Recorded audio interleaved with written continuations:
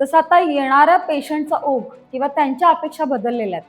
म्हणजे अगदी acute disease, अगदी हार्ट डिसीज असू देत, डायबिटीस असू देत, ब्लड प्रेशर असू देत किंवा सर्दी खोकल्यासारख्या अगदी ॲक्यूट डिसीजेस असू देत. अगदी ताप जरी आला असेल, तरी पेशंट आता आयुर्वेदाकडे येण्याचा विचार करतो.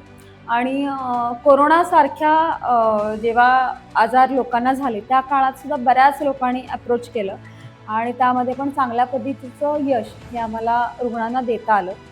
की जेव्हा रुग्ण खूप घाबरलेले होते, अशा वेळेला त्यांना मानसिक आधार याचबरोबर त्यांच्या आजारासाठीचे ट्रीटमेंट्स ॲलोपॅथीबरोबर जेव्हा आम्ही आयुर्वेदसुद्धा जेव्हा वापरला, तेव्हा अगदी जे पेशंट ज्यांचा एस-पी-ओ-टी खूप कमी झालेला होता आणि जे वाचतील किंवा नाही अशा परिस्थितीमध्ये होते, त्यांना काही प्रमाणात आयुर्वेदाची सुद्धा चांगल्या पद्धतीने त्यावेळेला मदत झाली.